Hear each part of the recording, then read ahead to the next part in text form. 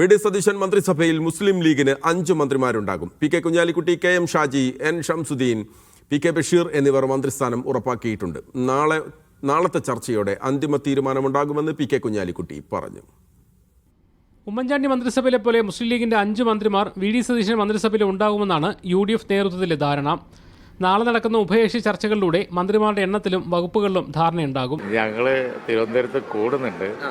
അവിടെ ആ കാര്യങ്ങളൊക്കെ ചർച്ച ചെയ്യപ്പെടും.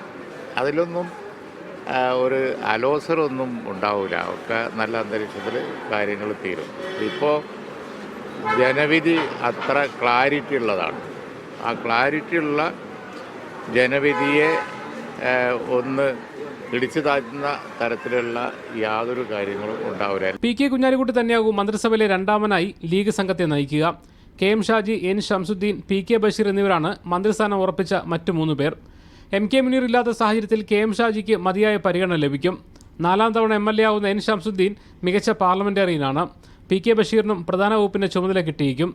6 എം.എൽ.എമാരെ ജയിപ്പിച്ച കോഴിക്കോട് ജില്ലയിൽ നിന്ന് മന്ത്രിമാരുണ്ടാകണമെന്നാണ് പൊതുവികാരം. ജില്ലാ പ്രസിഡന്റ് എം.എ. റസാഖ് മാസ്റ്റർ, കുറ്റ്യാടിയിൽ നിന്നുള്ള പാറക്കൽ അബ്ദുൾ എന്നിവരാണ് പരിഗണനയിലുള്ളത്.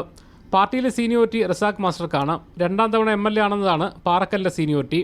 കാസർഗോഡ് ജില്ലയെ പരിഗണിച്ചാൽ മാത്രമേ എ.കെ.എം. അഷ്റഫിന് സാധ്യതയുള്ളൂ. ലീഗ് മന്ത്രിമാർക്ക് ലഭിക്കുന്ന വകുപ്പുകളിലും കാര്യമായ മാറ്റമുണ്ടാകില്ലെന്നാണ് സൂചന. മുഹമ്മദ് അസ്ലം, മീഡിയ 1, കോഴിക്കോട്.